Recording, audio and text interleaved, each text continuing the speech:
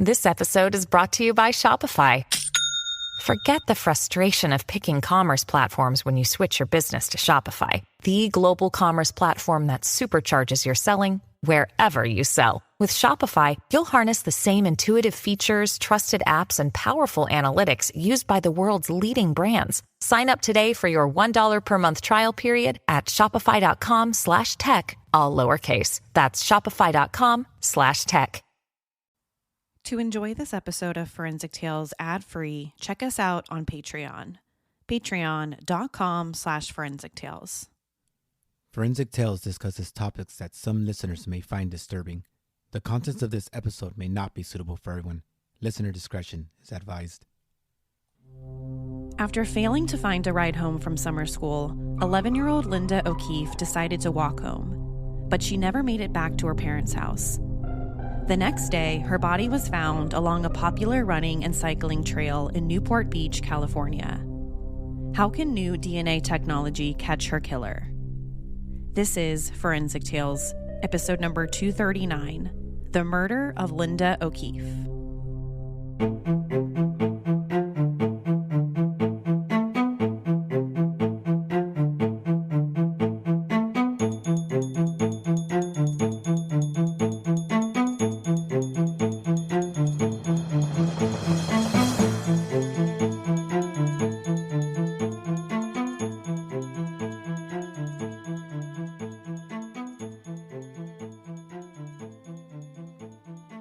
Welcome to Forensic Tales. I'm your host, Courtney Fretwell Areola.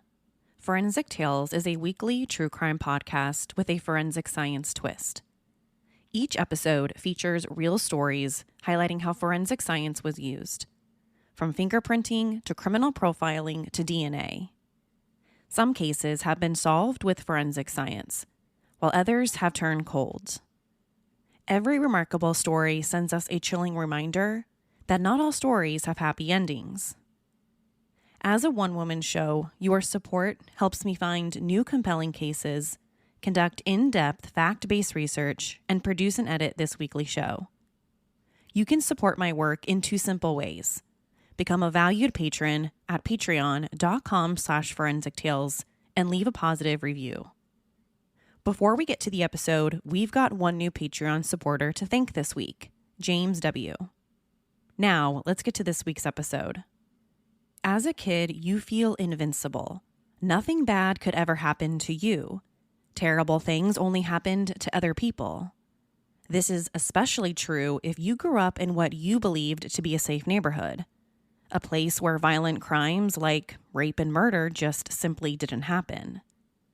That's probably what 11-year-old Linda O'Keefe thought as she walked home one day from summer school in July of 1973. On Friday, July 6, 1973, Linda attended summer school at Lincoln Elementary School in Corona del Mar, California, a seaside neighborhood in the Southern California city of Newport Beach. Normally, she rode her bike to school, but this day was a little different. Instead of taking her bike, she got a ride to school from her piano teacher. The school day went on as usual, and once Linda finished up her class for the day, she was excited to head home to start the rest of her summer day. She was even talking about the upcoming weekend. But since she didn't ride her bike to school that day, the only two options she had were number 1, walk home, and 2, call her mom and ask for a ride. Linda decided to go with option number 2. It was a hot summer day, and the last thing she wanted to do was walk home all by herself. So she called her mom from the school office and asked her for a ride. But her mom, Barbara, said that she was too busy with work and couldn't go pick her up. But Linda kept begging her mom just to come get her. But all her mom would say was, just walk home. You've done this before. I'm tied up at work, and I'll see you later. And all of that was true. The family did live pretty close to the school, so it wasn't really that long of a walk. And Linda's mom worked as a seamstress, so she was usually tied up at work. And it wouldn't be uncommon for either her or Linda's dad to be tied up and not able to pick up Linda or her two sisters from either school or daycare. So that's usually why Linda rode her bike to school. So that was it. Option 2 was out of the question. Her mom wasn't going to come by and swing and pick her up.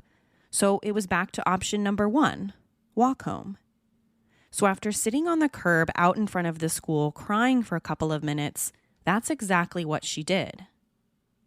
The walk from school on Pacific View Drive to her house on Orchid Avenue would have taken her anywhere from 30 minutes to maybe 40 minutes, depending on the exact route that she took. From door to door, it was about 1.5 miles. So it wasn't really all that far, but it wasn't exactly around the corner either.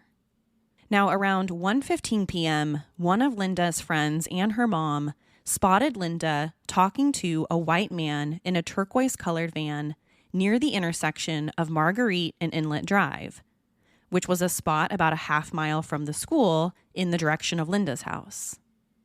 The girl, who lived down the street from Linda, thought that this interaction was a little strange since she didn't recognize the man, but didn't really think anything was wrong. Maybe it was just a family friend offering her a ride. So after that, the friend and her mom walked away, and that was the last time that anyone saw Linda alive. At first, Linda's mom, Barbara, wasn't too concerned when her daughter didn't come home that afternoon. It wasn't unusual for kids in the neighborhood back then to stay out well past when the streetlights came on. We're talking about the early 1970s, so most kids didn't really have a reason to be afraid of a lot of things that we're probably afraid of today. Or maybe we just didn't know any better back then. Either way, just because Linda didn't come home right away, that didn't mean there was any reason for her family to send off alarm bells. But when she still wasn't back by dinner time, that's when her mom started to get a little bit worried. So she started calling some of Linda's friends and driving around the neighborhood looking for her. But there wasn't any sign of her. So that's when Barbara decided it was time to call the Newport Beach City Police. Right away, dozens of police officers joined Linda's family and friends in the search for her. She was only 11 years old, and by the time the search started, it was well past dark. So there wasn't really any reason for her to be out somewhere on her own. And when it comes to child abductions, time is never on your side. They spent the entire night looking for her. They traced every path they thought she would have taken from the school to her parents' house, Marguerite Street, Goldenrod Avenue, and even MacArthur Boulevard. All possible routes she would have taken from Pacific View Drive to Orchid Avenue. But absolutely nothing turned up. The only thing they had was that 1:15 p.m. sighting by her friend and her mom. But that was hours earlier. The search lasted through the night and into the morning on July 7th, but it abruptly ended that afternoon. A local architect named Ron Yeo was biking with his 4-year-old son along a popular nature trail known as Back Bay. As someone who lives in Orange County myself, I've been running and biking on Back Bay for probably close to 10 years now, so I know exactly where this is at. If you take it all the way around, the route is almost exactly 10 miles, so it's a really good running and cycling path. Plus, it's paved almost the entire way, and you don't really have to worry about too many cars.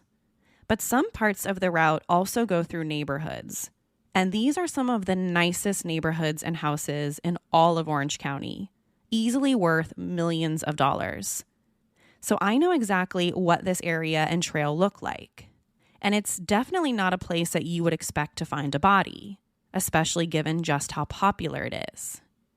When Ron Yeo went to show his son a spot to find frogs, he stumbled upon the body of a young girl. It was missing 11-year-old Linda O'Keefe. Her body had been dumped in the grass right next to the paved road. It was a spot about 3 miles from her parents' house. She was still wearing the dress that her mom made her and carrying a homemade book bag. Since her mom worked as a seamstress, her and her sisters usually wore homemade dresses. The Orange County Coroner's Office found that Linda had been sexually assaulted and strangled to death. But detectives were left with one big question. They couldn't figure out who killed her. For those of you unfamiliar with Orange County, California, Corona del Mar is just a sleepy beach town. So when people learned about the news about Linda's murder, they were completely shocked. Nothing like this had ever happened there before. Even today, in 2024, Corona del Mar is still thought to be an extremely safe place and a really good place to raise a family. I know I say this about a lot of places that we talk about on the show, but as someone who lives just a couple miles away, I can tell you that this is the truth. Corona del Mar or Newport Beach just aren't places you think about when talking about the murder and rapes of 11-year-old girls. Right away, the police felt a tremendous amount of pressure to find Linda's killer. Someone who sexually assaults and strangles a little girl just can't get away with something like that. Even Linda's friends from school wanted to help look for her killer. Side by side with the police, her friends hopped on their bikes and went looking for that strange turquoise-colored van that she was last seen near. They thought if they could find that van, they could find their guy.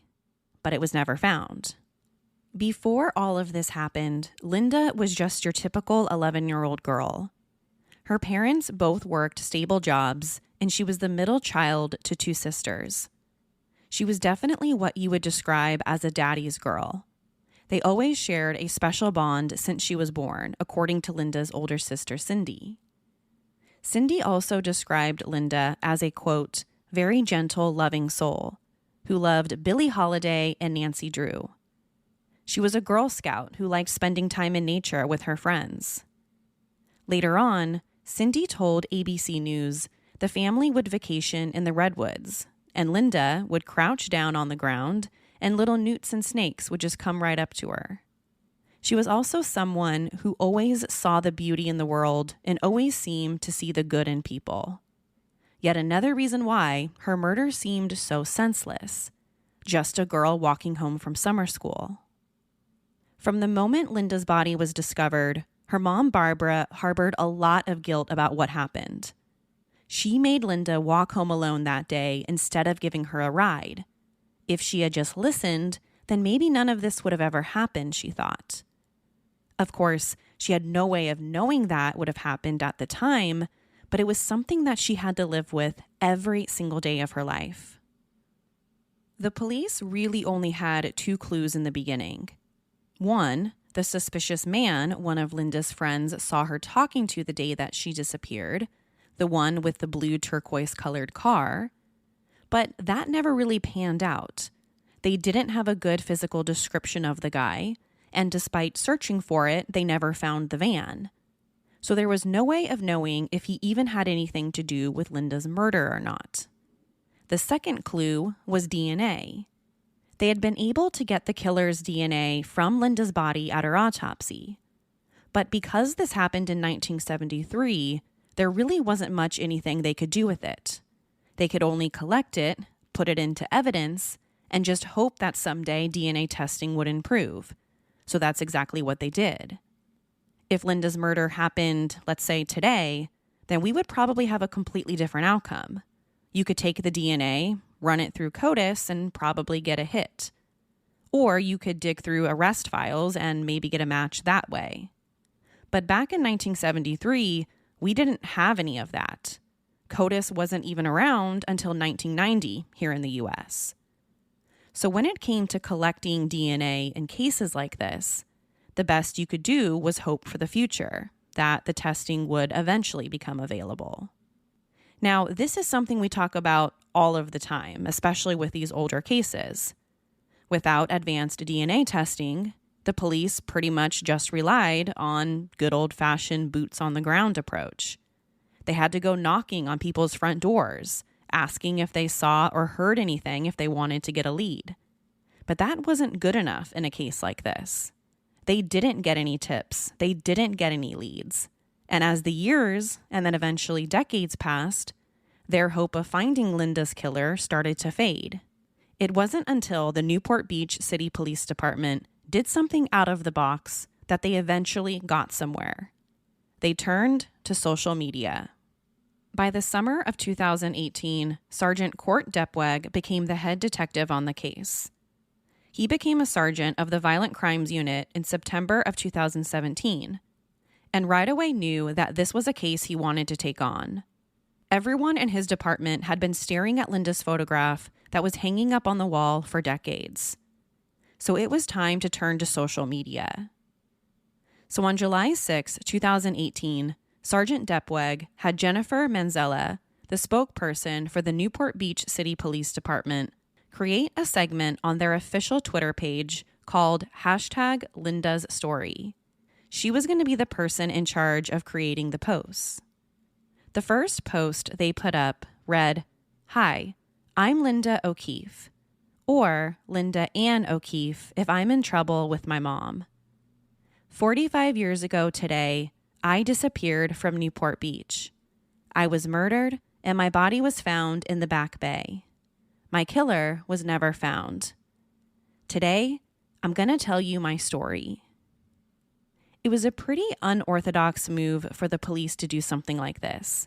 It might even be considered a little bit risky for a police department to basically reveal key details about an unsolved case from the 1970s. But at this point, they had nothing to lose. It had already been over 4 decades. So why not try something new? Why not use the power of social media? Something that they certainly didn't have in 1973. Over the next 68 tweets, the police detailed almost every aspect of Linda's life and her murder, starting from the very beginning. Most of the information came from the original police reports, as well as an interview with Linda's older sister. They wanted the story on every phone, every iPad, and every laptop in the country. Those were the police's exact words they told CBS News. The second post read, "Orchid Avenue. That's the street I grew up on. It's a small house, and we lived there most of my life. At 8 a.m., I walked out my front door and have no idea that it will be the last time. My piano teacher is giving me a ride to summer school. #LindaStory." Below that, they posted a map showing the short distance between the school and where she lived on Orchid Avenue. In a later tweet, they wrote, quote, "Finally, school is over. Like everyone else in the classroom, I'm getting excited about how to spend the rest of my afternoon and what I want to do this weekend. I obviously don't know it yet, but I won't get to have a weekend." The entire #LindaStory narrative on the Newport Beach Police Twitter page was seen, liked, and retweeted nearly 7 million times all around the world. People, not just in Southern California, were interested in the case. According to detectives, they had people in South America and even Europe retweet the story. Australia, France, everywhere. There wasn't a corner of the world that wasn't talking about it. I think something about Linda's story just resonated with people. A girl, 11-year-old girl, murdered while walking home from summer school in sunny Southern California. It's impossible to hear something like that and not want to help. And to help, all you had to really do was retweet the posts. Her story just had something about it that captured people's attention. The Twitter campaign was also part of their strategy to basically lay a trap for the killer. The police were confident that the DNA they had in the case would eventually lead to a suspect. But they knew it would be difficult to get a judge to sign off on a search warrant for cell phone and computer records on a case that predated digital technology.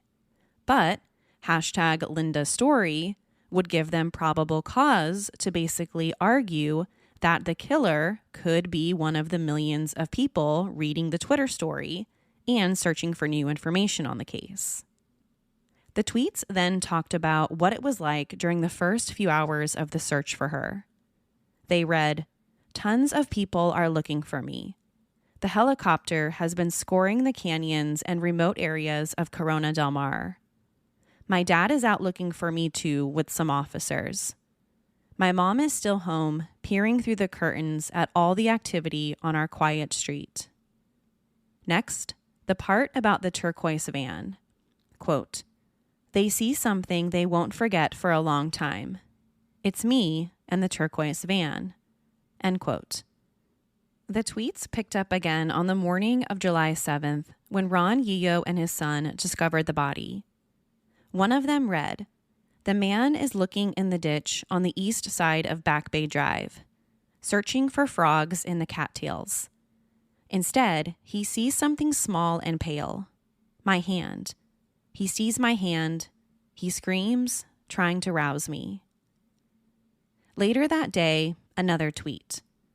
"But now, 45 years later, I have a voice again, and I have something important to say. There is a new lead in my case. A face. A face that comes from DNA that the killer left behind. It's technology that didn't exist back in 1973, but it might change everything. Hashtag Linda Story." The technology they're referring to is Parabon Nanolabs' snapshot phenotyping technology. They always knew that having the killer's DNA would be the critical piece of evidence they needed to solve the case, especially after everyone heard about the arrest of the Golden State Killer, aka Joseph James DeAngelo, with the use of DNA and genetic genealogy. So earlier that year, the Newport Beach police decided that it was time to finally do something meaningful with the DNA. First, they tried CODIS, our national DNA database, but they didn't get a hit.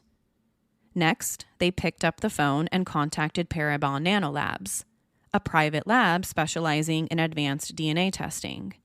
And one of the things that makes them so great is their creation and use of what they call Snapshot. It works by taking unknown DNA collected from crime scenes and using that DNA to create composite sketches of what the suspect might look like. From the DNA, they can determine things like eye and hair color. They can also figure out what race or ethnicity someone is, or whether or not they have freckles. So in this case, the police gave Parabon Nanolabs the DNA, and then Parabon created a sketch of Linda's killer. Not only did they get one good sketch, but they got two. One showing him at 25 years old, then another age-progressed sketch showing what he might look like years later at 60.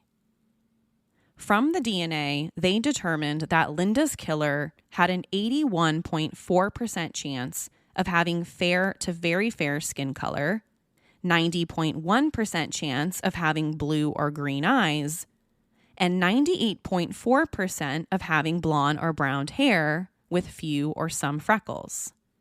Now, some of that might seem pretty generic. There were probably thousands, if not tens of thousands of people living in Newport Beach or Corona Del Mar at the time, matching that physical description. But for investigators, it was a start. They could rule out a lot of people if they didn't match the sketch that Parabon Nanolabs created. For instance, they could eliminate Asians or African Americans because the DNA didn't match.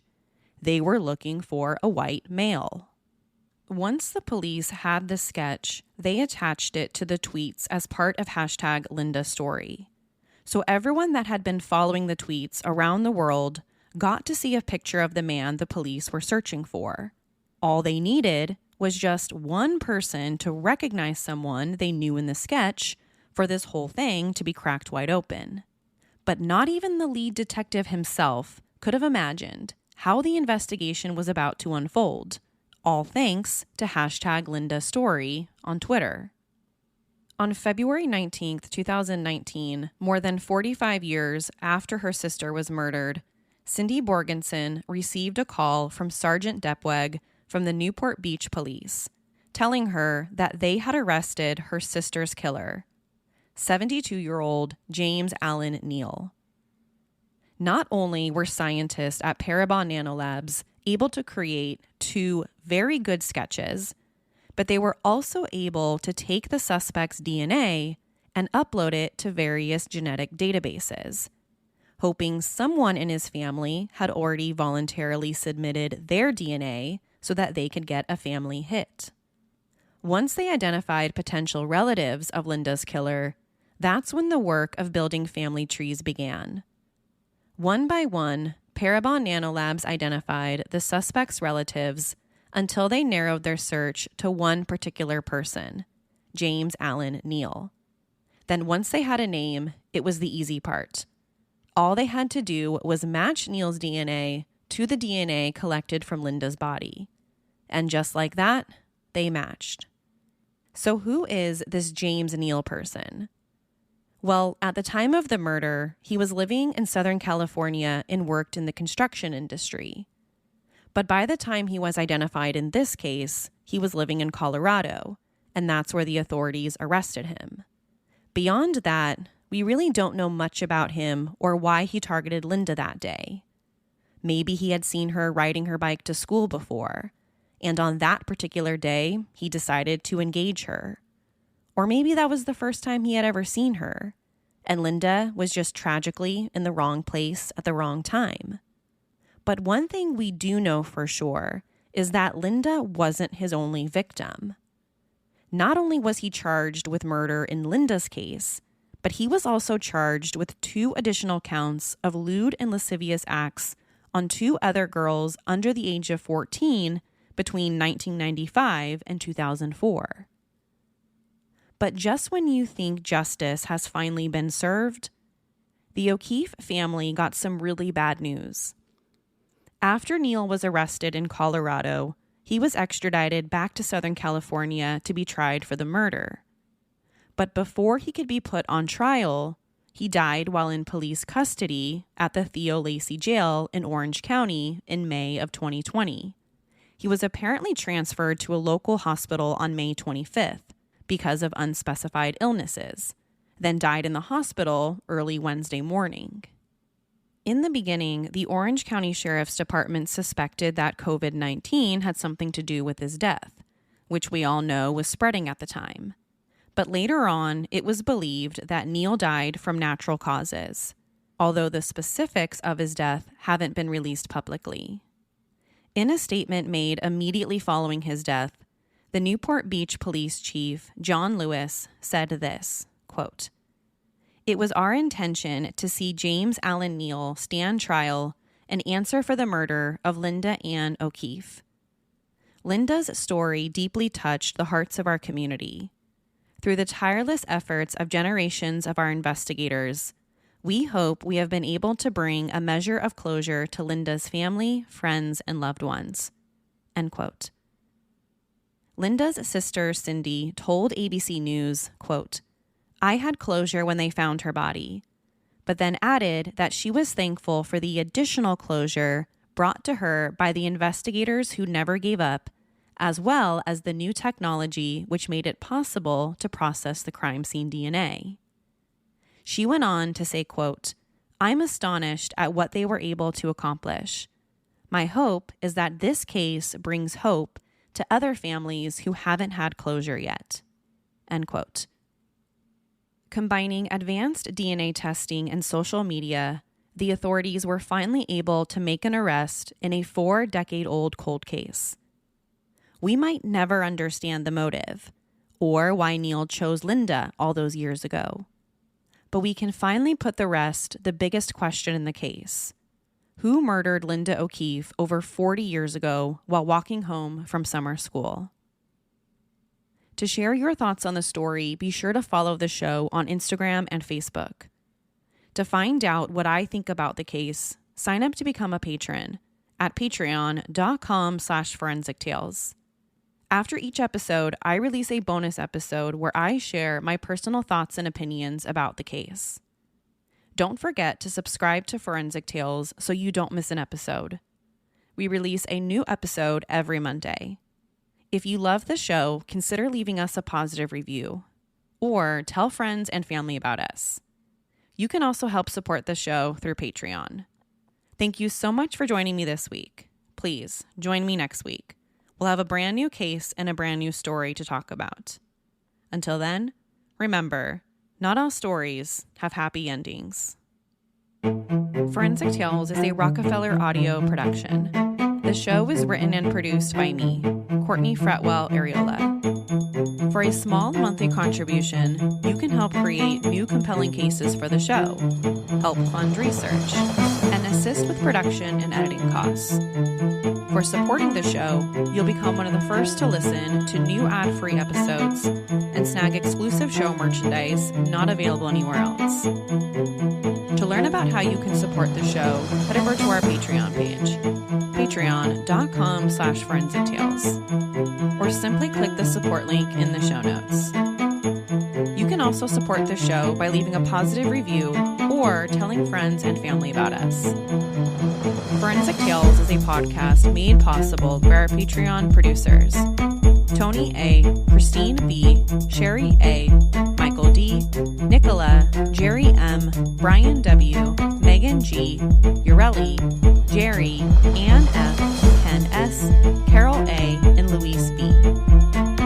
If you'd like to become a producer of the show, head over to our Patreon page, or send me an email at courtney@forensictales.com to find out how you can become involved.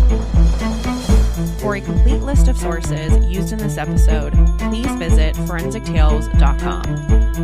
Thank you for listening. I'll see you next week. Until then, remember, not all stories have happy endings.